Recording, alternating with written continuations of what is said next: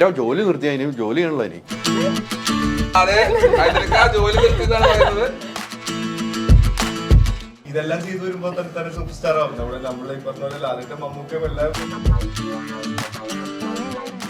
സാധാരണ ഇങ്ങനെയൊന്നും പറയണല്ലോട്ടേ. നീ ഇത് ഭയങ്കര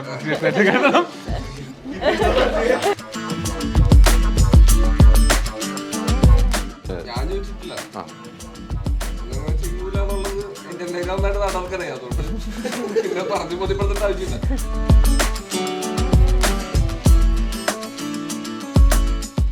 ഡിജിറ്റൽ കാര്യങ്ങൾ ചൂസ് ചെയ്യുമ്പോൾ go with the experts. Oxygen digital expert.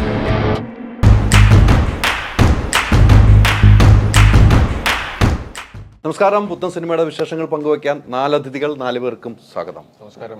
Super star എന്ന് വിളിക്കുന്നത് എനിക്കിഷ്ടമാണ്, എന്നാൽ എനിക്ക് പേടിയാണ്. അതാണിപ്പം വൈറലായിട്ട് നിൽക്കുന്നത് കേട്ടോ. ഞാനത് പറഞ്ഞതെന്ന് വെച്ചാൽ സൂപ്പർ സ്റ്റാർ എന്ന് വിളിക്കുന്നതിന്റെ ഡെഫിനേഷൻ എന്താണെന്ന് എനിക്ക് ഇപ്പോഴും കൃത്യമായിട്ട് അറിയില്ല. എന്ത് അച്ചീവ്മെന്റ് ഉണ്ടായാലാണ് സൂപ്പർ സ്റ്റാർ എന്ന് വിളിക്കുന്നതെന്ന് അറിയില്ല. എനിക്ക് ഞാൻ വിചാരിക്കുന്നില്ല ഞാൻ അങ്ങനെ ഒരു വിളിക്ക് തൽക്കാലം അർഹനാണെന്ന്. പിന്നെ അത് മാത്രമല്ല, അതല്ല ആസ് ആൻ ആക്ടർ അത് ചില സമയത്ത് ഒരു ബാധ്യതയായേക്കാം.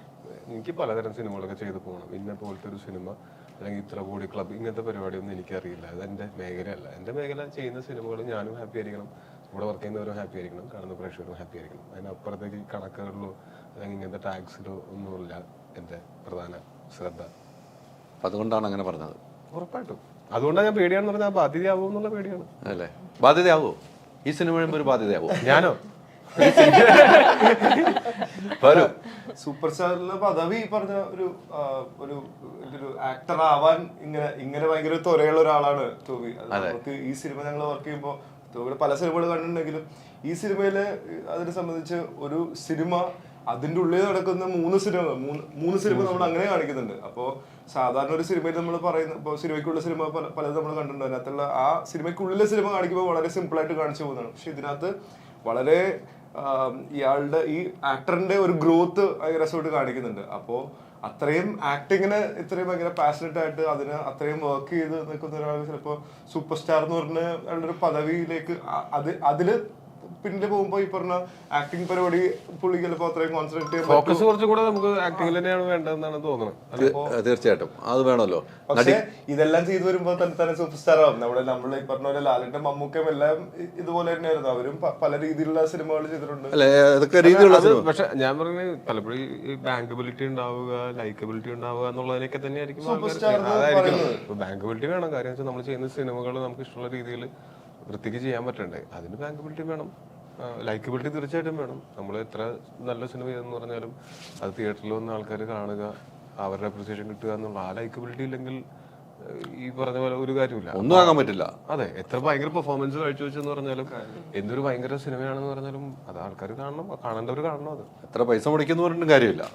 പൈസ മുടക്കുന്നതോ പൈസ വരുന്നതൊന്നുമല്ല, സിനിമ നന്നാകുക എന്നുള്ളതാണ്. അല്ലാണ്ട് അല്ല, എനിക്ക് തുടക്കത്തിൽ പറഞ്ഞല്ലേ, നമുക്ക് എത്ര കോടി അടിച്ചു എന്നുള്ളതല്ല, സിനിമ നന്നാകണം. എത്ര കോടി അടിച്ചു എന്നുള്ളതൊക്കെ പ്രൊഡ്യൂസർമാരായിട്ടാണ് നമ്മളെ നോക്കണം. നമുക്ക് സിനിമ നന്നാണ്. പ്രൊഡ്യൂസർമാരെ ഇരിപ്പുണ്ട്, പ്രൊഡ്യൂസർമാരെ അവർക്കാണ് അതിനകത്ത് ആ കണക്കുകളൊക്കെ നോക്കുന്നത്. നമുക്ക് സിനിമ നന്നാണ്. നമ്മൾ നന്നാക്കിയാലുള്ളൂ അവർക്ക് പൈസ കിട്ടുള്ളൂ. പ്രേക്ഷകർ ഏറ്റെടുത്താലേ നമുക്ക് എല്ലാവർക്കും വിജയമുള്ളൂ, തീർച്ചയായിട്ടും കൂട്ടായ വിജയമുള്ളൂ.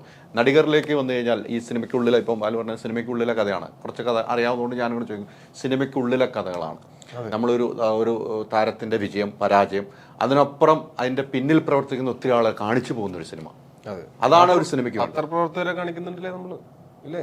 പ്രസ് മീറ്റ് സീനില്ലേ കാണിക്കുന്നുണ്ടല്ലോ. സെലിബ്രിറ്റി ഗസ്റ്റ് അപ്പിയറൻസസ് ഉണ്ട്. അത് സർപ്രൈസ് ആണോ? പറയാമോ? അത് പറയാമോ? ആ ടീസറിൽ കണ്ടിരുന്നല്ലോ. ചെറിയൊരു സംഭവം മാത്രം, ചെറിയ സംഭവം മതി. ചെറിയ സംഭവം ചെറിയ കന്താരി പോലെ അത് എരിവാകാൻ എന്ന് പറഞ്ഞ പോലെ ചെറിയ സംഭവം മതി, അല്ലെ രവി? പിന്നെ അത് തന്നെ, അത് ഞാൻ ശ്രദ്ധിച്ചില്ലായിരുന്നു അതിന്റെ ഇടയ്ക്ക്. അത് തന്നെ. എന്തായാലും ഞാൻ ഈ പറഞ്ഞ പോലെ നമുക്ക് ആ സിനിമയ്ക്കുള്ളിലെ എല്ലാം കാണാൻ പറ്റുന്നു. നേരത്തെ ഇപ്പം ബാലു പറഞ്ഞ സിനിമയ്ക്കുള്ളിലെ കഥകൾ ഒത്തിരി വന്നിട്ടുണ്ട്, ഒത്തിരി സിനിമകൾ. അതിൽ നിന്നും വെറൈറ്റി ആയിട്ട് ഇപ്പൊ പ്രേക്ഷകരെ ഏറ്റെടുക്കുമെന്ന് തോന്നിയ ഒരു കഥാപാത്രമാണ് ടോബി. ഈ കഥ കേട്ടപ്പോൾ തന്നെ അങ്ങനെ തോന്നിയെന്ന് പറഞ്ഞു. എന്താണ് അങ്ങനെ തോന്നുന്ന ഒരു കഥയിലേക്ക് പോയത്? ആ കഥ കേട്ടപ്പോൾ നമുക്ക് സിനിമയ്ക്കുള്ള സിനിമ എന്ന് പറയുന്ന സമയത്ത് നമുക്ക് ഫോളോ ചെയ്യാവുന്ന പല പാറ്റേൺസ് ഉണ്ട്. പക്ഷെ ഇതിൽ ഫോളോ ചെയ്തേക്കുന്ന ഒരു പാറ്റേൺ എന്ന് പറയുന്നത് എനിക്ക് തോന്നുന്നു ഒരു ഇയാളൊരു ഇമോഷണൽ ജേർണിയാണ് നമ്മൾ പ്രധാനമായിട്ടും പറഞ്ഞു പോകുന്നത്. തുടക്കത്തിൽ ഇയാൾക്ക് എല്ലാം ഉണ്ട്, പക്ഷെ സാറ്റിസ്ഫൈഡ് അല്ല പുള്ളി. അവൾക്ക് കയ്യിൽ പൈസയുണ്ട്, ഫെയിമുണ്ട്, അയാൾക്ക് മാർക്കറ്റ് വാല്യൂ ഉണ്ട്, മുന്നോട്ട് സിനിമകളുണ്ട്, എല്ലാം ഉണ്ട്, പക്ഷെ അയാൾ ഹാപ്പി അല്ല. അയാൾ ഹാപ്പി ആവുന്നത് അയാളുടെ ആക്ച്വൽ പാഷൻ എന്തായിരുന്നു അതിൽ നിന്നൊക്കെ ഫോക്കസ് പോയ ആള് തിരിച്ച് എങ്ങനെ ഫോക്കസ് പിടിക്കുന്നു എന്നുള്ളതൊക്കെയാണ്. അപ്പൊ ഇതൊരു സീരിയസ് സിനിമയാണ്, പക്ഷെ അതിന് ഒരു ഹ്യൂമറും കുറെ ആൾക്കാരുണ്ടല്ലോ, ഇയാൾ ഒറ്റയ്ക്കല്ലല്ലോ ഇയാളെ ഇതിലേക്ക് എത്തിക്കുന്ന, ഇയാളെ ഈ ഫോക്കസിലേക്ക് തിരിച്ചെത്തിക്കുന്ന, ഇയാളതെങ്ങനെ അവസാനം ഇയാൾ സക്സീഡ് ചെയ്യുമോ, ഇയാൾ സാറ്റിസ്ഫൈഡ് ആവുമോ എന്നുള്ളതൊക്കെയാണ് സിനിമയുടെ പോകുന്നത്. അപ്പൊ അതിന് കൂടെ നിൽക്കുന്ന കുറെ ആൾക്കാരുണ്ട്, അതിന് കാരണക്കാരായിട്ടുള്ള ആൾക്കാരുണ്ട്. അങ്ങനെ പോകുന്ന സമയത്ത് ഇതിനകത്ത് എല്ലാ ഇമോഷൻസും, ഫാമിലി ഇമോഷനും, ഫ്രണ്ട്ഷിപ്പും, അല്ലെങ്കിൽ പ്രണയവും തുടങ്ങിയിട്ടുള്ള കുറെ ഇമോഷൻസ്, പല ആൾക്കാരുടെ തമ്മിലുള്ള ഈക്വേഷൻസ് ഒക്കെ പറഞ്ഞു പോകുന്നുണ്ട്. എനിക്ക് തോന്നുന്നു അത് ഇത്തിരി ഇൻട്രസ്റ്റിംഗ് ആണ്. അത് നമ്മൾ സാധാരണ ഒരു ഇത്തിരി സൂപ്പർഫിഷ്യൽ ആയിട്ട് ഒരു ആക്ടറിന്റെ ഒരു കഥയും ജീവിതവും പറഞ്ഞിട്ട് അതിനകത്തുള്ള ഹ്യൂമറുകളും ഒക്കെ ഇച്ചിരി ലൗഡായിട്ട് അങ്ങനെയാണ് അത് വരാറ്. ഇത് പക്ഷെ കുറച്ചും കൂടി ഇൻഡെപ്ത് ഡീറ്റെയിൽ ചെയ്യുന്നുണ്ട്. അതുപോലെ ബാക്കിയുള്ള ഈ സിനിമയിൽ ഒരു സിനിമ എന്ന് പറയുമ്പോൾ അതിനകത്ത് വർക്ക് ചെയ്യുന്ന ഒരുപാട് മേഖലയിലെ ആൾക്കാരില്ലേ, എല്ലാ ഡിപ്പാർട്ട്മെന്റിലെയും ആൾക്കാർ. ഒരു സിനിമയിൽ നമ്മൾ സ്ക്രീനിൽ കാണാൻ പോകുന്നത് അതിൽ അഭിനയിച്ചവരെയാണ്. ഇപ്പൊ ഇന്റർവ്യൂസിന് കാണുന്നവരും അഭിനയിച്ചവരും, ചിലപ്പോൾ ഡയറക്ടറോ അങ്ങനെ ചീഫ് ടെക്നീഷ്യൻസ് കുറച്ച് പേര് വരും. ഇതൊന്നും അല്ലാതെ 100 പേരോ 100 കണക്കിന് പേരുണ്ടാവും ചിലപ്പോൾ ഒരു സിനിമയിൽ വർക്ക് ചെയ്യുന്ന. അവരെയൊക്കെ നമ്മൾ ഇതിൽ ഒന്ന് കാണിച്ചു പോയിട്ടുണ്ട്. ഇപ്പൊ അസിസ്റ്റന്റ് ഡയറക്ടേഴ്സ് ഉണ്ടാവും, കോസ്റ്റ്യൂമിൽ വർക്ക് ചെയ്യുന്നവർ, എക്സ്ട്രാസ് ആയിട്ട് വർക്ക് ചെയ്യുന്നവർ, അങ്ങനെ തുടങ്ങി മേക്കപ്പ് ഡിപ്പാർട്ട്മെന്റ് എല്ലാത്തിനും. അപ്പം നമ്മൾ ഈ മേഖലയിൽ വർക്ക് ചെയ്യുന്നതുകൊണ്ട് നമുക്കിതൊക്കെ ഭയങ്കര പരിചിതമാണ്. പക്ഷെ ഏതെങ്കിലും സിനിമകളിൽ അങ്ങനെ ഭയങ്കരമായിട്ട് ഇത് ഡീറ്റെയിൽ ആയിട്ട് ഇത്രയും കാണിച്ചിട്ടുണ്ടോ എന്ന് എനിക്ക് അറിയില്ല.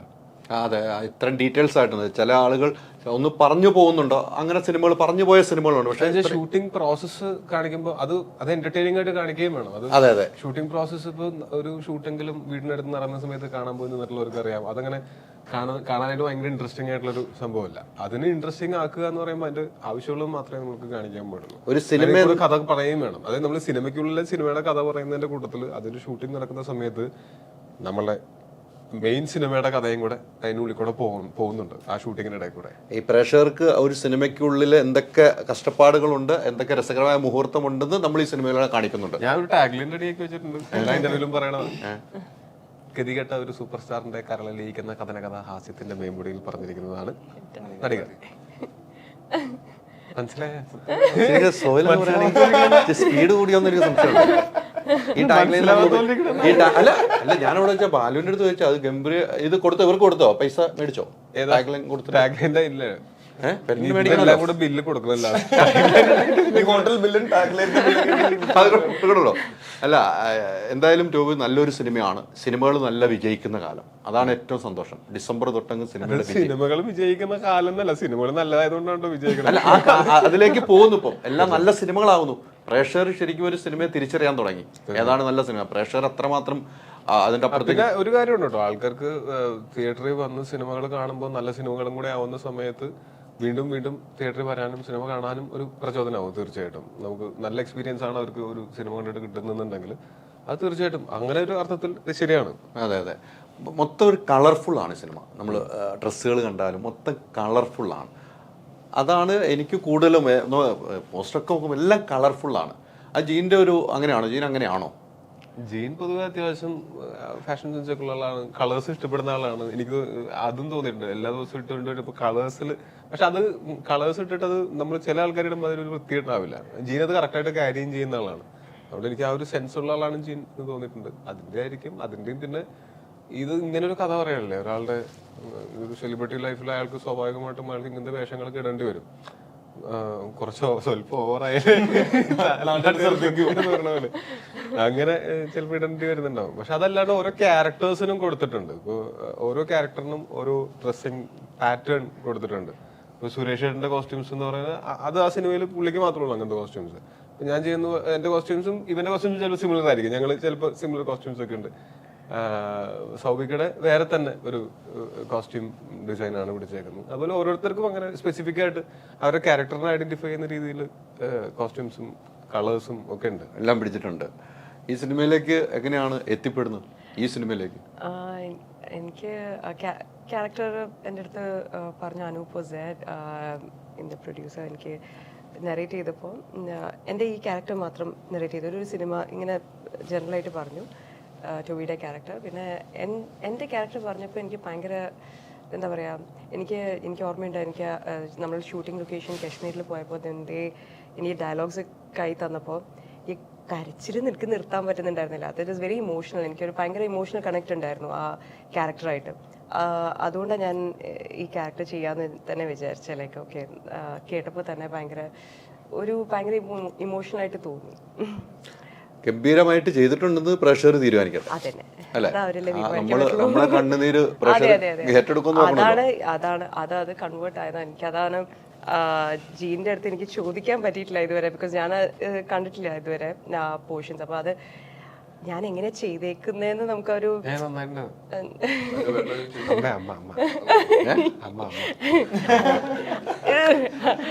എന്റെ അമ്മയായിട്ടും എന്റെ അനിയത്തിയായിട്ടും എന്റെ ഭാര്യയായിട്ടും ഇനി അടുത്ത് ഞാൻ എന്തെങ്കിലും മോളായിട്ട് അഭിനയിപ്പിക്കാം. ഇതിലിപ്പോ പതുക്കെ പറഞ്ഞ അമ്മയെന്ന് പറഞ്ഞ ഇതിലെ ആണോന്ന് എനിക്കറിയില്ല. അപ്പൊ അമ്മയായിട്ട് അഭിനയിച്ചു ഇനി പറഞ്ഞു പറയല്ലോ. അല്ല, ഡേവിഡിന്റെ ഒറിജിനൽ സോങ്ങില് അത്തരം വലിയൊരു കഥാപാത്രമാണ് ഏൽപ്പിച്ചിരിക്കുന്നത് ടോവിയുടെ അമ്മയായിട്ട്. ചന്തു അച്ഛനും കുട്ടിക്കാലത്തെ അമ്മ ചന്തു പോയി.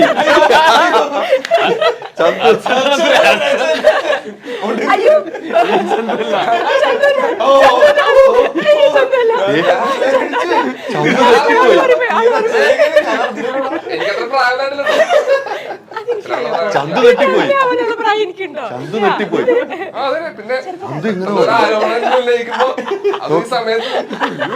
അത് എന്റെ അടുത്ത് തന്നെ ചന്തു അച്ഛൻ. ഒരു പടവ് അല്ല ആ ചന്തു അല്ല, മറ്റേ ചന്തു. മറ്റേ ചന്തു അല്ലേ? ചന്തു വന്ന് മറ്റൊരു ചന്തു. ഇത് നമ്മള് ഒറിജിനൽ ക്യാരക്ടർ ചന്തു വേറെയാണ്. അതാണ് കുട്ടിക്കാലത്ത് അച്ഛനും അമ്മയും വലുതാണെന്ന് പറഞ്ഞിരിക്കുന്നത്. എന്തായാലും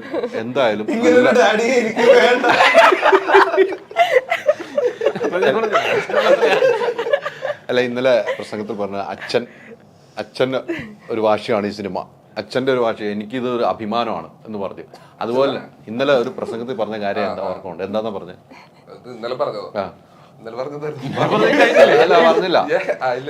ഇന്നലെ പറഞ്ഞതെന്ന് വെച്ചിട്ടുണ്ടെങ്കിൽ അത് മഞ്ഞുമ്മല് ചെയ്തോണ്ടിരിക്കുന്ന സമയത്ത് അച്ഛൻ പറഞ്ഞ കാര്യം, അതായത് മഞ്ഞുമ്മല് കിട്ടുമ്പോഴാണ് ഒരു പടം വരും, പക്ഷെ ആ പടത്തിൽ ഇത് അഭിനയിച്ചോണ്ടിരിക്കുമ്പോ തന്നെ നിന്റെ അഭിനയം നല്ലതാണെങ്കിൽ വേറെ പടത്തിലേക്ക് വിളിക്കും. അങ്ങനെ വിളിച്ചിട്ടുണ്ടെങ്കിൽ ഒരു ആർട്ടിസ്റ്റാണ് എന്നാ അച്ഛൻ പറഞ്ഞത്. അപ്പൊ ജീൻചേട്ടൻ നടന്നോണ്ടിരിക്കുമ്പോ തന്നെ അടുത്ത് ചോദിച്ചു, എടാ വേറെ പരിപാടിയൊന്നും പിടിച്ചിട്ടില്ലല്ലോ എന്ന് വെച്ചാൽ. പറയില്ല.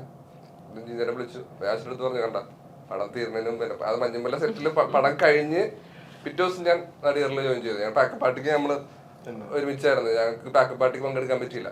നാലാമത്തെ പാക്കപ്പ് പാർട്ടിക്കല്ലേ, നാലാമത്തെ പാക്കപ്പ് പാർട്ടിക്ക് ഞങ്ങൾക്ക് പങ്കെടുക്കാൻ പറ്റിയില്ല. അവസാനത്തെ അത് അച്ഛനോട് പറഞ്ഞ പോലെ, അച്ഛൻ പറഞ്ഞ പോലെ തന്നെയാണ് ഈ സിനിമയിലേക്ക് എത്തിയത്. അച്ഛൻ പറഞ്ഞ പോലെയല്ല, അച്ഛൻ പറഞ്ഞത് എങ്ങനെ അത് നമുക്ക് കിട്ടി. അത് കിട്ടി. ഇനി അച്ഛൻ പറഞ്ഞ വാക്കാണ് ഏറ്റവും വലുത്. ആ വാക്കിന് പ്രേക്ഷകരും കൂടെ അച്ഛൻ ഏറ്റെടുത്തിരിക്കുകയാണ് ചന്തുവിന്. ഈ സിനിമ മഞ്ഞുമൽ ബോയ്സ് തന്നെ ഈ സിനിമയാണ് ഇനി ഏറ്റെടുക്കുന്നത്. അത് സലീം കുമാറിന്റെ മോനായതുകൊണ്ടല്ല, അഭിനയിക്കാൻ കഴിവുള്ളതുകൊണ്ട്. അതിന് യാതൊരു മാറ്റവും ഇല്ല. സാധാരണ ഇങ്ങനെയൊന്നും പറയണല്ലോ.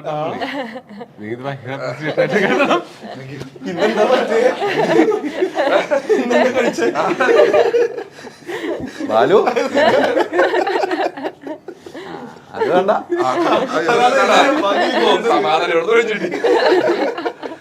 നല്ലൊരു കഥാപാത്രം അല്ലേ? കഥ കേട്ട് ഇഷ്ടപ്പെട്ടു. അപ്പോൾ ക്യാരക്ടറൊക്കെ പറഞ്ഞു. ഏത് ക്യാരക്ടറാണെന്ന് സിനിമ കണ്ട് നമ്മൾ പറഞ്ഞു പോയെങ്കിലും സിനിമ കണ്ട് തന്നെ തീരുമാനിക്കണം ഏത് ക്യാരക്ടറാണെന്ന്. ഇത്തരം ഒരു സിനിമയിൽ അഭിനയിക്കുമ്പോൾ ഇപ്പോൾ ടോവിയൊക്കെ ആയിട്ട് ആദ്യമായിട്ട് അഭിനയിക്കുകയല്ലേ? അല്ല, ഈ ഗ്യാങ്ങിൽ നിങ്ങൾ അവിടെ ഉണ്ടായിരുന്നു, ഇതിൽ കുറേ ആളുകൾ കൂടുതലുണ്ടല്ലോ. സൗബിൻ അവിടെ ഉണ്ടായിരുന്നു. എങ്ങനെ ഉണ്ടായിരുന്നു ലൊക്കേഷനിലൂടെ? ഞാൻ പറഞ്ഞു, ഞങ്ങൾ ഫസ്റ്റ് സീൻ ഷൂട്ട് ചെയ്യാനായിട്ട് ഞങ്ങളൊരു കാറിൽ, അപ്പോൾ അത് ഷൂട്ട് ചെയ്യാൻ വേണ്ടിയിട്ട് ടോവിയെ ആദ്യമായിട്ടാണ്. ടോവിയെ കാറിലേക്ക് വരുന്നത് ഞാനവിടെ ഇരിക്കുന്നു. ഞങ്ങളൊരു വന്നപ്പോ തന്നെ ഞങ്ങളുടെ ജെല്ലായി. കാരണം ടോവി ഒരു വലിയ സൂപ്പർ സ്റ്റാർ ആണെന്നുള്ള ഇതൊന്നും എന്റെ അടുത്ത് കാണിച്ചില്ല അല്ലേ? എനിക്ക് ഇവരെ കാണുമ്പോൾ തന്നെ കറക്റ്റ്. ഞാൻ സലീമേനോട് കന്നൂരിന്റെ പടം ചെയ്തിട്ടുണ്ട്. ഞാൻ പുള്ളിയായിട്ട് അത്യാവശ്യം നല്ല അടുപ്പമാണ്. അപ്പൊ എനിക്ക് കാണുമ്പോൾ കറക്റ്റ് പുള്ളിയുടെ മറ്റേ ചെറിയ വേർഷൻ ആയിട്ട് തന്നെയാണ് ഫീൽ ചെയ്യുന്നത്. അപ്പൊ ആ ഒരു അടുപ്പം സ്വാഭാവികമായിട്ടും ഉണ്ട്. പിന്നെ ഞാൻ അതിന് മുമ്പ് നമ്മൾ മഞ്ഞുമലിനെ സെറ്റിൽ ചെയ്യാൻ വന്ന സമയത്ത് നമ്മൾ പരിചയപ്പെട്ടിട്ടുണ്ട്. പിന്നെ ഇതിനെ പറ്റിയിട്ട് മറ്റേ അപ്പുറത്തിരിക്കല്ലേ ഞങ്ങളല്ലേ ഞാൻ എനിക്ക് അവസാനം ലൂസ് അടിക്കാൻ അവസാനമല്ലോ. സൗബിക്കാണെങ്കിലും ജീനാണെങ്കിലും ഒക്കെ ഈ ക്യാരക്ടർ ഇവനാണ് ചെയ്യണമെന്ന് പറഞ്ഞപ്പോ തന്നെ പറയുന്നുണ്ട്. അപ്പൊ അന്ന് ഷൂട്ട് നടക്കുന്ന സമയത്ത് അടിപൊളിയാണ്, പരിപാടിയൊക്കെ കലക്കനാണെന്ന്. അപ്പൊ എനിക്ക് വരുമ്പോഴേ ഇവനെ നന്നായിട്ട് അറിയാം. അങ്ങനെ കാറിലേക്ക് ഇല്ല, അപ്പൊ വന്ന് നേരെ കാറിലേക്ക് കയറി. അപ്പൊ തന്നെ ഞാൻ ഇങ്ങനെ ടോയ് എടുത്ത് ചോദിച്ചു ഒരു സംഭവം ഞാൻ ഇങ്ങനെ പറഞ്ഞോട്ടെ എന്ന് ചോദിച്ചു. അപ്പൊ ടോയ് പറഞ്ഞ നല്ല സംഭവം. ഞാനങ്ങനെ സാധാരണ ഒരാളോട് പോയിട്ട് ചോദിക്കൊന്നുമില്ല, എനിക്ക് പേടിയാ. എനിക്ക് ജിഞ്ചേട്ടനായതുകൊണ്ട്, ജിഞ്ചേട്ടൻ ഡയറക്ടർ ആയതുകൊണ്ട് നമുക്ക് കമ്പനി ആ ജിഞ്ചേട്ടനായിട്ടുള്ള ബോണ്ട് വെച്ച് ജിഞ്ചേട്ടനോട് ചോദിക്കാം. പക്ഷെ ജിഞ്ചേട്ടൻ ദൂരെ ഇരിക്കുക. അപ്പൊ എനിക്ക് ഒരാളോട് ഒരു കൺഫർമേഷൻ കിട്ടുന്നത് ഇത് നല്ലതാണോ മോശമാണെന്ന് അറിയാൻ വേണ്ടി. അപ്പൊ ഞാൻ നേരെ ടോയിയോട് ചോദിച്ചു, ടോയിയോട് നല്ല സ്ഥലം നീ പറഞ്ഞോളാം പറഞ്ഞു. പിന്നെ എനിക്ക് പിന്നെ ഞാൻ ടോയുടെ അടക്കിടക്ക് പറഞ്ഞിട്ടിരിക്കാൻ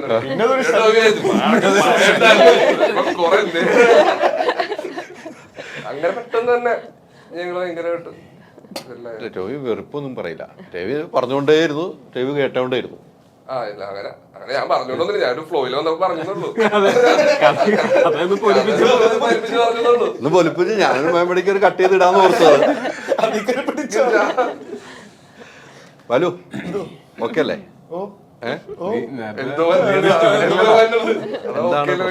എന്തെങ്കിലും പ്രശ്നമുണ്ടോ ബാലുവിനോ?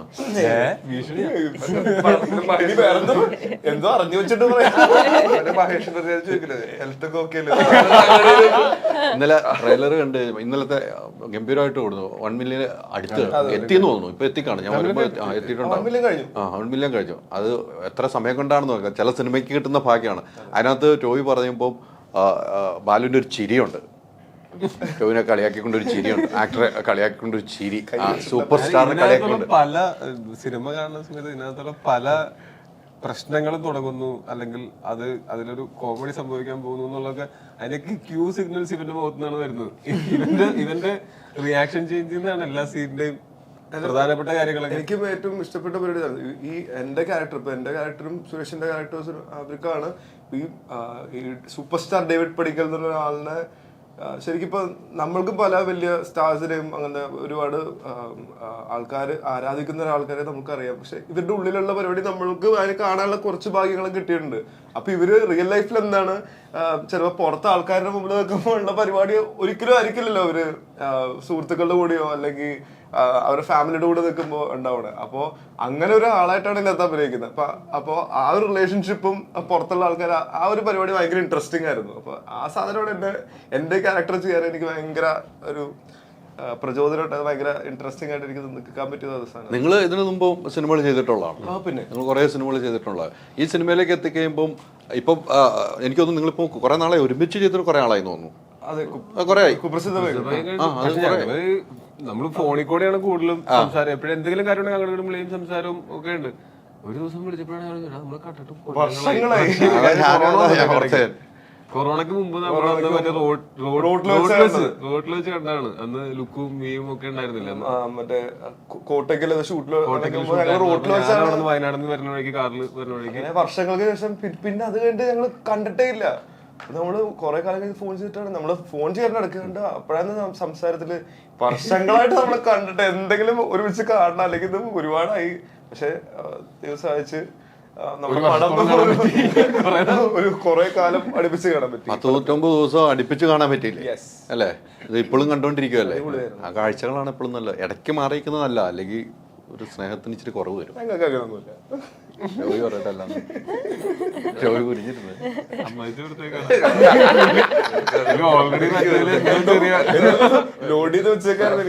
അല്ല. ഈ ടോബി പറഞ്ഞെടുത്തോളെ ഈ ബാലു പറഞ്ഞ ഈ കുടുംബത്തിലെ ഇത് എപ്പോഴും കണ്ടാൽ പ്രശ്നം വരും അതൊന്നും എനിക്ക് തോന്നുന്നില്ല. പക്ഷെ കാണാതിരുന്നിട്ടും നമ്മൾ എവിടെ നിർത്തിയോ അവിടെ അത്രയും കംഫർട്ടബിൾ ആണ് ഞങ്ങൾ നമ്മൾ സംസാരിക്കുന്ന സമയത്ത് പോലും. ഇത്ര കൊല്ലമായെന്നുള്ളത് നമ്മൾ മനസ്സിലാക്കാത്തതിന് കാരണം നമുക്കത് തോന്നാത്ത കാരണം കൊണ്ടാണ്. നമ്മൾ അങ്ങനെ ഒരു അകൽച്ച തോന്നാത്ത കാരണം കൊണ്ടാണ്. തീർച്ചയായിട്ടും. പിന്നെ ബാലു ഈ കുടുംബത്തിലെ ആളാണല്ലോ. ഈ കുടുംബത്തിലെ ലാലങ്ങളുടെ വീട്ടിലാണല്ലോ. ലാലങ്ങളുടെ സിനിമ ഉണ്ടല്ലോ. എങ്ങനെയാണ് മണിയടിച്ച് നിൽക്കണമെന്ന് നിങ്ങൾ പറയാം. മണിയടിച്ച് അല്ല എനിക്കറിയാം ഈ സിനിമ ഒന്ന് മാറിയിരിക്കണമല്ലോ, ഒന്ന് മാറ്റണില്ലോ എന്ന് ഓർക്കുമ്പോൾ എനിക്ക് അസുഖമാണ്. അല്ല, ഞാൻ ഡ്രൈവിംഗ് ലൈസൻസിൽ ഞാൻ ചെയ്തിട്ടുണ്ടായിരുന്നില്ല. സമാധാനമായ ഒരു ചെറിയൊരു ആശ്വാസം കിട്ടി, കുഞ്ഞ് ആശ്വാസം കിട്ടി. പിന്നെ അതിനൊരു സുഖം എന്ന് വെച്ച് കഴിഞ്ഞാൽ ഇപ്പൊ ജീൻ ചേട്ടനും ഞങ്ങള് ഒരുമിച്ച് ജനിച്ച് വളർന്ന ആൾക്കാരാണ്, ഒരുമിച്ച് വളർന്ന ആൾക്കാരാണ്. അപ്പോൾ ഈ സിനിമ സ്വപ്നം കാണുന്ന സമയം തുടങ്ങി നമ്മൾ ഒരുമിച്ചുണ്ട്. ഒരു മറ്റേ ചെറിയ വീഡിയോ ക്യാമറയില് ജീൻചേട്ടൻ സാധനങ്ങൾ ചെയ്യുമ്പോൾ അതിന്റെ പുറകെ ഉണ്ട്, ഞാനും ഉണ്ട് ജീൻചേട്ടൻ്റെ സാധനം ഷൂട്ട് ചെയ്യാൻ. അപ്പോൾ അങ്ങനെ തുടങ്ങിയ ആൾക്കാരാണ്. അപ്പോൾ ജീൻചേട്ടൻ്റെ ഒരു സാധനം ആലോചിക്കുമ്പോൾ എന്റെ മുഖം പറഞ്ഞത് എനിക്ക് സന്തോഷമായിട്ട് എനിക്ക് തോന്നുന്നത്. സോ അതിന് എല്ലാ പടത്തിലും കൂടെ ഉണ്ടാവണമെന്ന് ആഗ്രഹമുണ്ട്. ഡ്രൈവിംഗ് ലൈസൻസിൽ ഒരെണ്ണത്തിൽ ചെയ്തില്ല, അവിടെ മാത്രമേ ഒന്ന് പറ്റി. അതെ, കാരണം നിങ്ങൾക്കൊരു സുഖം കിട്ടി, എനിക്കൊരു ആശ്വാസമായി. ഇതിനു വേണ്ടിട്ടാ ഇതിനു വേണ്ടി എനിക്കൊരു ആശ്വാസമായി. ഉത്തരം പറയാൻ വേണ്ടി ചെയ്യാതെ കുറേ ആർട്ടിസ്റ്റുകളുണ്ട് സിനിമയിൽ, ഒത്തിരി ആർട്ടിസ്റ്റുകളുണ്ട്. നമുക്ക് പറയുകയാണെങ്കിൽ പേരെടുത്ത് പറയാൻ ഒത്തിരി പേരുണ്ട്. അല്ലാത്തവരും ഈ നേരത്തെ പറഞ്ഞാൽ പിന്നിലും മുന്നിലും പ്രവർത്തിച്ചാൽ എല്ലാവരും കൊണ്ടുവരുന്നുണ്ട്. ഇത്ര ഒരു വലിയ ആർട്ടിസ്റ്റുകൾ പണ്ടൊക്കെ നമ്മൾ ഒത്തിരി ആളുകൾ കൂട്ടി സിനിമ ചെയ്യുമ്പോൾ നല്ല റിസ്ക്കാണ്. പക്ഷെ ഇപ്പോൾ അതൊക്കെ മാറി, ആ കാലഘട്ടങ്ങളൊക്കെ മാറി എന്ന് എനിക്ക് തോന്നുന്നു. അങ്ങനെയല്ല, ശരിക്കും പറഞ്ഞാൽ കുറെ ആർട്ടിസ്റ്റുകളെ ഒരുമിച്ച് ഒരു സിനിമയിൽ കൊണ്ടുവരാന്ന് പറയുമ്പോൾ അതിനകത്തൊരു റിസ്ക് എലമെന്റ് ഉള്ളതെന്ന് വെച്ചാൽ എല്ലാവരും തിരക്കുള്ള ആൾക്കാരൊക്കെ ആകുമ്പോൾ അവരുടെയൊക്കെ ഡേറ്റുകളൊക്കെ മാനേജ് ചെയ്ത് കൊണ്ടുപോവുക. പിന്നെ ഒരു മലയാള സിനിമയുടെ ഷൂട്ട് തുടങ്ങി കൃത്യസമയത്ത് തീരുക എന്ന് പറയുന്നത് തന്നെ എന്തൊരു ഭാഗ്യത്തിന്റെ അല്ലെങ്കിൽ എന്തൊരു അത്ഭുതമാണെന്ന് എനിക്ക് തോന്നും. കാര്യം ഒരാൾക്ക് ഒരു പനി വരികയോ അല്ലെങ്കിൽ ഒരു പരിക്ക് പറ്റുകയോ ഒരു മഴ പെയ്യുകയോ കണ്ണു പോവുകയോ കാല് പറയുകയോ അല്ല ഞാൻ പറയാം എന്തെങ്കിലും അങ്ങനത്തെ പരിക്കുകളൊക്കെ പറ്റുകയോ. അപ്പൊ ഈ സിനിമയ്ക്ക് തന്നെ അങ്ങനെ ഉണ്ടായിരുന്നു. ബാലുവിന്റെ ഒരു പരിക്ക് പറ്റിയിട്ട് നമുക്ക് കുറച്ച് ദിവസം എത്ര ഒരു 1.5-2 ബ്രേക്ക് ചെയ്യേണ്ടി വന്നു. എനിക്ക് ഇച്ചിരി കാര്യമായിട്ട് പരിക്ക് പറ്റിയിട്ട് ഒരു മാസത്തോളം നമ്മൾ ബ്രേക്ക് ചെയ്യേണ്ടി വന്നു.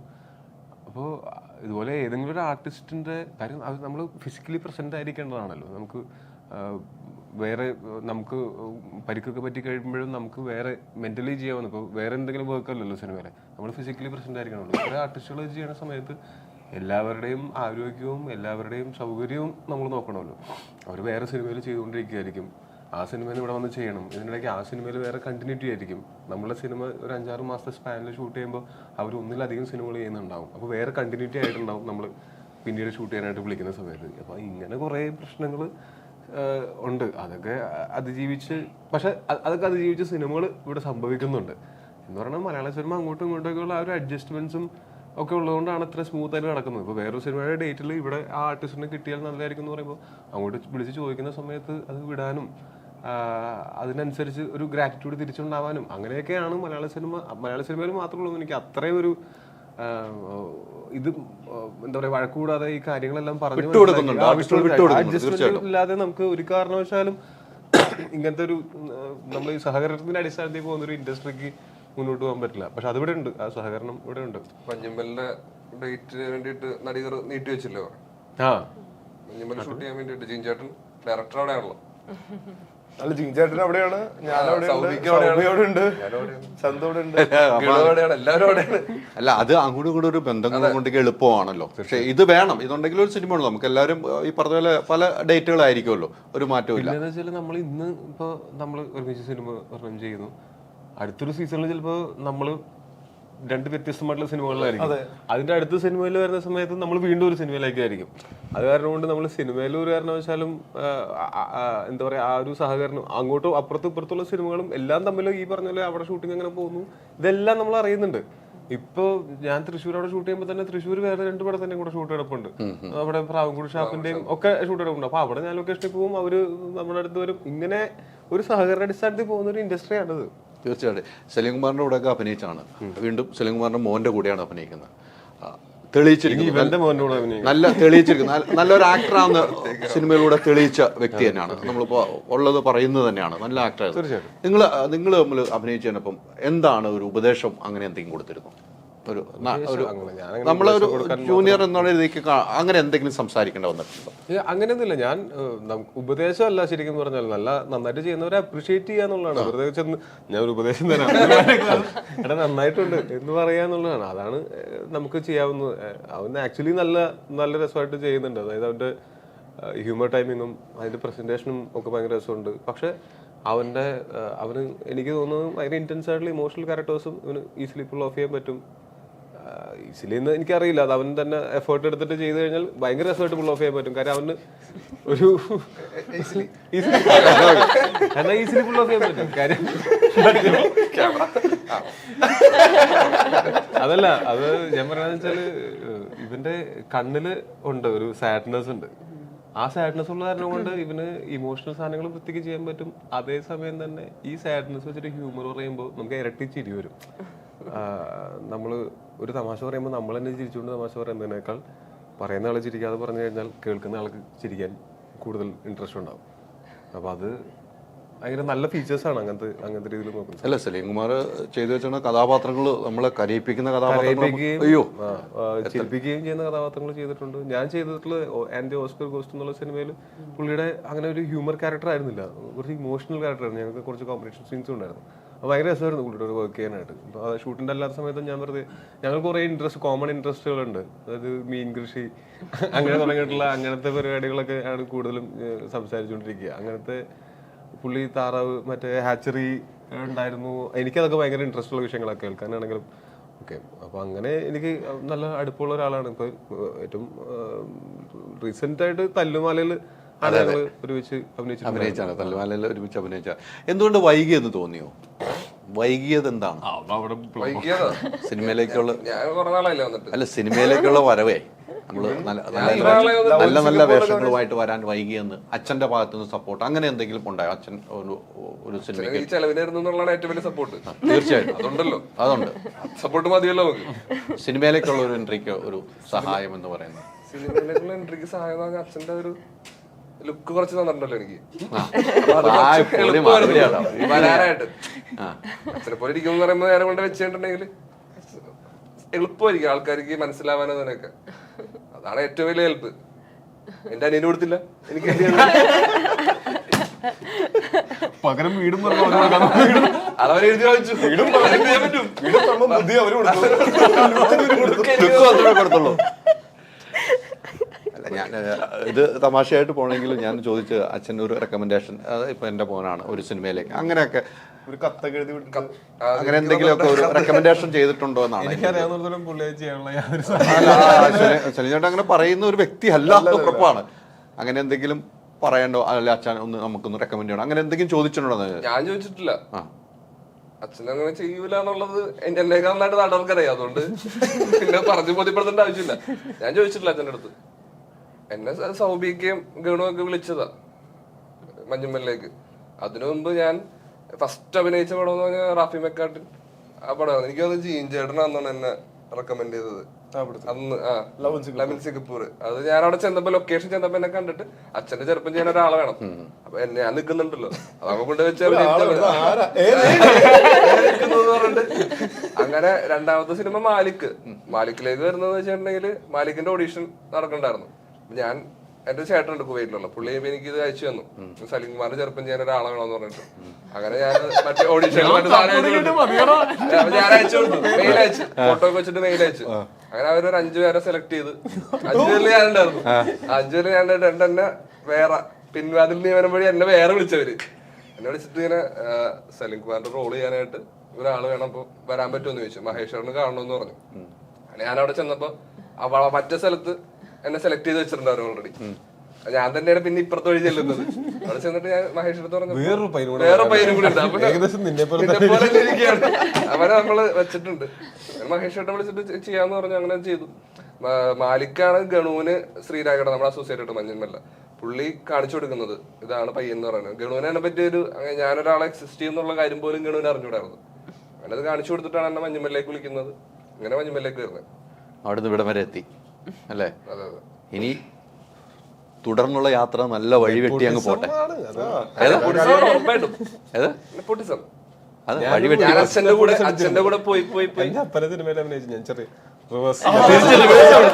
അങ്ങോട്ടാ പിടിച്ചേക്കണ.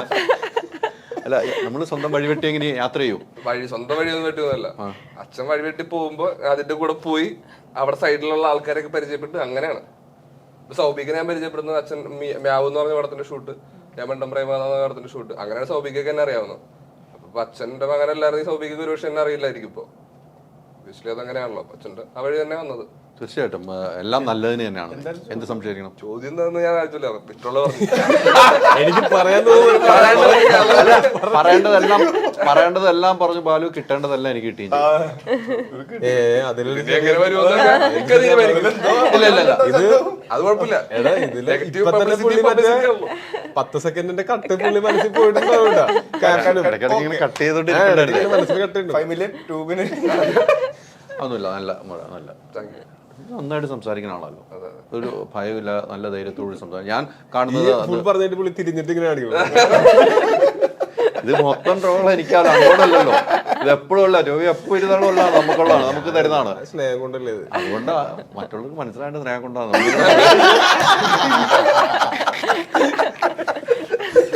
അത് അവരുടെ കുഴപ്പം. അടുത്ത് ഇങ്ങനെ കേട്ടില്ലേ, ബാലു ഉണ്ടല്ലോ, ബാലു എന്നോട് ആത്മാർത്ഥമുള്ള സ്നേഹം. അയ്യോ എന്തോ നല്ലത് വരായിരിക്കും അത്. എന്തായാലും ലൊക്കേഷനിലൊക്കെ ഗംഭീരമായിരുന്നു. കുറെ ലൊക്കേഷൻ ഉണ്ട് ഈ സിനിമയ്ക്ക് അല്ലേ? കുറെ ലൊക്കേഷൻ ഉണ്ടായിരുന്നു. എങ്ങനെ ഉണ്ടായിരുന്നു ലൊക്കേഷൻ? കുറെ ഏരിയ ഇവിടെ എറണാകുളത്ത് ഉണ്ടായിരുന്നു പല ദിവസങ്ങളിലും ഷൂട്ട്. പിന്നെ നമുക്ക് പൂപ്പാറ ഉണ്ടായിരുന്നു ഷൂട്ട്. നല്ല ഓർമ്മയുള്ള പൂപ്പാറ. അവിടെ വെച്ചാണ് കണ്ണിന് പരിക്ക് പറ്റിയത്. റേഞ്ച്. പിന്നെ നമുക്ക് ഹൈദരാബാദിലുണ്ടായിരുന്നു ഷൂട്ട്, കാശ്മീരുണ്ടായിരുന്നു ഷൂട്ട്. അപ്പൊ ഇവിടെയൊക്കെ ഹൈദരാബാദ് രാമോജി ഫിലിം സിറ്റിയിലൊക്കെ ഉണ്ടായിരുന്നു. അപ്പോൾ സിനിമയുടെ ഷൂട്ടിംഗ് ആയിട്ടും അല്ലാതെ നമ്മുടെ സീക്വൻസുകളായിട്ടും ഒക്കെ ഈ സിനിമ ഷൂട്ടിംഗ് ആയിട്ടും അതിന്റെ, അതായത് സിനിമയ്ക്കുള്ളിലെ സിനിമ ഷൂട്ടിംഗ് ആയിട്ടും അല്ലാതെ മെയിൻ സിനിമയിലെ സീക്വൻസസ് ആയിട്ടും ഇവിടെയൊക്കെ ഷൂട്ട് ഉണ്ടായിരുന്നു. ദുബായ് ഉണ്ടായിരുന്നു. ദുബായിൽ കുറച്ച് ദിവസം ഉണ്ടായിരുന്നു. അപ്പൊ ഇതെന്ന് വെച്ചാൽ ഈ ആ ഒരു ട്രാവലും പെട്ടെന്ന് ഈ ടെറൈൻസ് മാറുന്നതും ഒക്കെ ഭയങ്കര രസമായിരിക്കും. കാര്യം ഇങ്ങനെ തന്നെയാണ് ശരിക്കും ഒരു ആക്ടറിന്റെ ലൈഫിലും പോകുന്നത്. നമ്മള് അതുപോലെ വേറെ എവിടെയെങ്കിലും നമ്മൾ ഈ ടൂർ പോകുന്ന പോലെ അല്ല പോകുന്നത്. ആലപ്പുഴയിലുണ്ടായിരുന്നു. ടൂർ പോകുന്ന പോലെ ആയിരിക്കില്ല പോകുന്നത്. നമ്മൾ പോയി അവിടെ കുറച്ചാള് താമസിക്കുകയാണല്ലോ. പക്ഷേ ഒരു മാസമൊക്കെ ഷൂട്ട് ഉണ്ടെങ്കിൽ 1 മാസം നമ്മൾ അവിടെ ജീവിക്കുകയാണ്. അതായത് ടൂറിസ്റ്റുകൾ പോകുന്ന പോലെ അവിടെ കണ്ടു, ഇത് കണ്ടു, അത് കണ്ടു, അങ്ങനെയല്ലല്ലോ. അവിടുത്തെ ആക്ച്വൽ ലൈഫ് എക്സ്പീരിയൻസ് ചെയ്യുക എന്നുള്ളതും കൂടെ ഉണ്ട്. അതും കൂടെ ഈ സിനിമയിൽ കൂടെ കാണാം. അവിടുത്തെ ഒരു ലോക്കൽ ഫ്ലേവേഴ്സും ഒക്കെ ഉണ്ടാവും. ഈ സിനിമയ്ക്കുള്ളിലെ കഥ എന്ന് പറയുമ്പോൾ ഒരു നടൻ എന്ന നിലയിൽ ഇതിനകത്ത് സൂപ്പർ സ്റ്റാർ എന്ന നിലയ്ക്കാണോ അഭിനയിക്കുന്നത്. അപ്പോൾ കുറേ ആക്ടർമാർ നമ്മുടെ മനസ്സിൽ വന്നിട്ടുണ്ടോ? ഇവർ ചെയ്തത് ഇങ്ങനെയാണ്, ഇവരുടെ ഡയലോഗ് ഇങ്ങനെയാണ്, അങ്ങനെ വല്ല മനസ്സിൽ വന്നിട്ടുണ്ടോ? ഇത് തീർച്ചയായിട്ടും ഒരു സാങ്കല്പിക കഥാപാത്രമാണ്. നമുക്ക് ഇങ്ങനെ ഒരാളൊന്നും ഇല്ല, ഫിക്ഷണൽ ക്യാരക്ടറാണ്. പക്ഷേ എൻ്റെ ഉൾപ്പെടെ വെച്ചാൽ ഞാൻ ചെയ്യുന്നതെന്നായിരിക്കില്ല. ഞാൻ ചിലപ്പോൾ ഞാൻ ഇടയ്ക്ക് ഇങ്ങനെ നമ്മളെല്ലാ ലൈഫിലും 2 എണ്ണം ഉണ്ടായിട്ടുള്ളൂ സിനാരിയോസ്. ഒന്ന് നമ്മളിങ്ങനെ ചെയ്തിട്ടുണ്ടെങ്കിൽ എന്താവും എന്നുള്ള തോട്ടിലാണ് ചില കാര്യങ്ങൾ നമ്മൾ ആലോചിച്ച് ചെയ്തിട്ടുള്ളത്. അതുപോലെ വേറെ പല ആക്ടേഴ്സിൻ്റെ നമുക്ക് നമ്മൾ ഇൻസ്പിറേഷൻസ് എടുത്തിട്ടുണ്ട്. അല്ലാണ്ട് നമ്മൾ ഒരാളെ നേരെ ഫിംഗേഴ്സ് പോയിന്റ് ഇത് എന്ത് നല്ലതും ചീത്തയായിട്ടുള്ള കാര്യങ്ങൾ ഇതിനകത്ത് ഉണ്ടോ അതൊക്കെ ഡേവിഡ് പടിക്കലിൻ്റെയാണ്. അത് എൻ്റെ അല്ല, വേറെ ഒരു ആക്ടറിൻ്റെ അല്ല. പക്ഷെ നമുക്ക് ആക്ച്വൽ ഉള്ള ആൾക്കാരിൽ നിന്ന് ഇൻസ്പിറേഷൻസ് എടുത്തിട്ടുണ്ട്. പിന്നെ ഭാവനയും ഉപയോഗിച്ചിട്ടുണ്ട്. നമ്മുടെ നല്ല ബ്രെയിൻ വർക്ക് ചെയ്തിട്ടുണ്ട്. പക്ഷെ പ്രേക്ഷകരിനി ഏതാണ് ഇപ്പൊ ടോയ് ചെയ്ത് വെച്ചാൽ ഇത് അദ്ദേഹം പറഞ്ഞതാണല്ലോ അങ്ങനെ ചിന്തിക്കുന്നത് പ്രേക്ഷകർ ചിന്തിക്കില്ല. അങ്ങനെ ഡയറക്റ്റായിട്ട് അതാണല്ലോ ഇതാണല്ലോ എന്ന് തോന്നുന്നൊന്നും ഉണ്ടാവില്ല. പലതും നമ്മളെ ഈ ഇൻസൈഡർ തമാശകളൊക്കെ ഉണ്ടാവും. അതൊക്കെ നമ്മൾ ഇതിനകത്ത് ഉപയോഗിച്ചിട്ടുണ്ടാവും. മറ്റ് ആർട്ടിസ്റ്റുകൾ ഇപ്പം ആർക്കും ഒഫൻഡഡ് ആവുന്ന രീതിയിൽ നമ്മളുടെ ഏറ്റവും വലിയ എന്താ പറയുക ഒരു നിർബന്ധമായിരുന്നു. ഒരാളെയും അങ്ങനെ ഒരു സിനിമയല്ലത്. നമ്മൾ ഒരാളെയും കളിയാക്കാനോ അങ്ങനത്തെ ഒരു ഉദ്ദേശം ഈ സിനിമയുടെ പിന്നിലില്ല. നമ്മൾ ഈ ഒരു സിനിമ എടുക്കുമ്പോൾ ഇതൊരു ഫണ്ണായിരിക്കണം, ആൾക്കാർക്ക് അത് റിലേറ്റ് ചെയ്യാൻ പറ്റണം എന്നുള്ളതിനപ്പുറത്തേക്ക് പിന്നെ ഇയാൾ ചെയ്യുന്ന കാര്യങ്ങൾ നല്ലതോ ചീത്തയോ ആയി കഴിഞ്ഞിട്ട് അവസാനമാകുമ്പോഴത്തേക്കും ഇയാൾക്ക് വേണ്ടി റൂട്ട് ചെയ്യണം. അത് കാരണം നമ്മൾ അങ്ങനെ ഇയാൾക്ക് ദുശീലങ്ങളുണ്ട് എന്നൊക്കെ പറഞ്ഞ പോലും ഇയാളൊരു ഈവിൾ ആളായിട്ടൊന്നുമല്ല. ഇയാളെ ആൾക്കാർക്ക് ഇഷ്ടപ്പെടും. അങ്ങനെ ആകണം സിനിമ അല്ലേ? സിനിമകളെല്ലാം വിജയങ്ങൾ. ഒരു മനോഹരമായ 2 പാട്ടങ്ങ് പാടി അവസാനിപ്പിച്ചാണ് രസകരമായിട്ട്.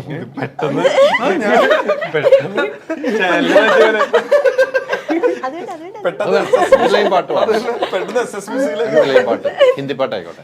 മലയാളം എന്നും പഠിച്ചു വെച്ച ഒരു പാട്ട് മാത്രമേ ഉള്ളൂ എനിക്കറിയാവുന്നത്. അതുകൊണ്ട് ഹിന്ദി ആയിക്കോട്ടെ.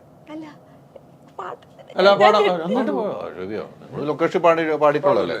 പിന്നെ ഇന്ന് ഞാൻ എന്റെ ജോലി നിർത്തിയാ ഇനി ജോലി ചെയ്യണല്ലോ. ഇനി പണി നിർത്തി പാട്ട് പാടില്ല എന്ന് നിങ്ങൾക്ക് അറിയില്ല അല്ലേ? പാട്ട് പാടുന്ന കാര്യം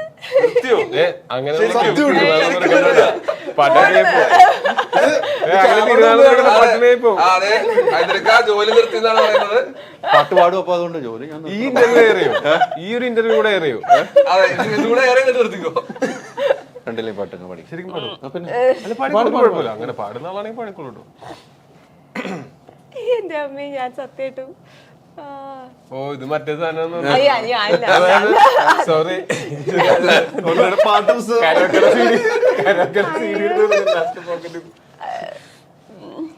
അങ്ങനെ പറയുമ്പോ പെട്ടെന്ന് ഒരു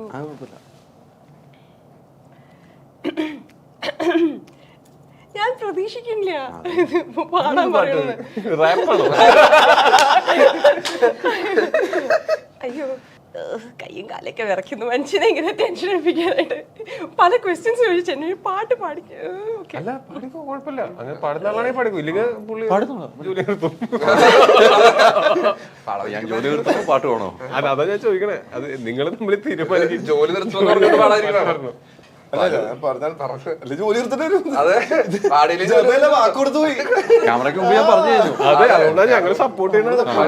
നമ്മള് ഇതിൽ കമന്റ് വന്നത് നീ പാടി വന്നിട്ട് അവൻ ജോലി അങ്ങ് നിർത്തി പോട്ടെ എന്ന്. ओके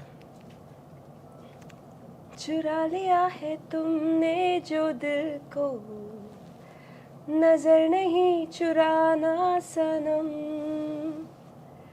बदल के मेरी तुम जिंदगानी नहीं बदल न जाना सनम ഞാൻ ജോലി തുടരുന്നതായിരിക്കും.